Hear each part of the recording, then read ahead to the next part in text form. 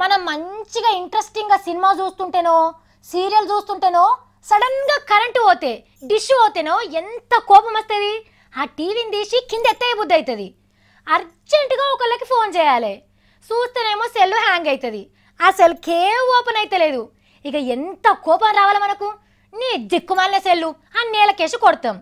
Kick కొట్టినా కానీ బండి స్టార్ట్ కాకపోతే నీ బండికిన వాడెత్తు అని ఒక్క తను తనుతాం. కానీ గీ మనిషి కూడా గట్లనే చేసిండు. గవ్వ జమ చేస్తే గువ్వెత్తుకపోయినట్టే అయ్యింది గీ మనిషి కథ. ఆపదికి అక్కడికి వస్తాయని బ్యాంకులో పైసలు దాస్తే అసలు టైంకు తెడ్డు చూపెట్టిన ఏటీఎంలు. ఖమ్మంలో ఫరీద్ అనటైన బిడ్డ పానం బాగలేక దావకాన్లుంటే పైసల కోసం ఒక్కటి కాదు 2 కాదు 14 ఏటీఎంలు తిరిగిండు.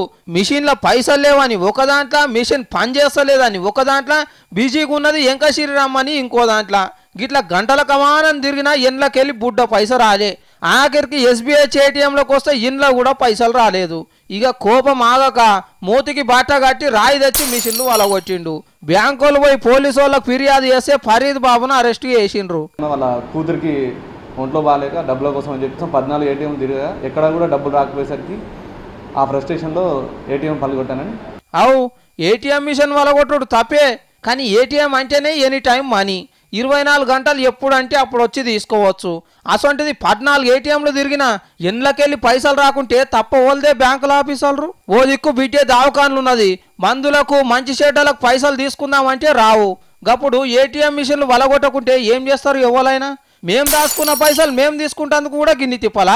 నెలలో 5 మాటలకు మించి తీసుకుంటే 20 రూపాయలు ట్యాక్స్ తీసుకుంటున్నారు. కానీ 24 గంటలు పైస ఎందుకో రావు మిషన్లకెళ్ళి. పైస మీద ఉన్న శ్రద్ధ పనులెందుకు చూపెట్టారు?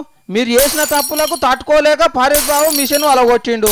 కాబట్టి ఆయన మీద పెట్టిన కేసును కొట్టేపిచ్చి ఆయనకే మీరు జుర్మానా కట్టాలి అని అంటున్నారు ఏటీఎం మిషన్లతోని గిసొంటి బాధలు పడ్డోళ్ళు.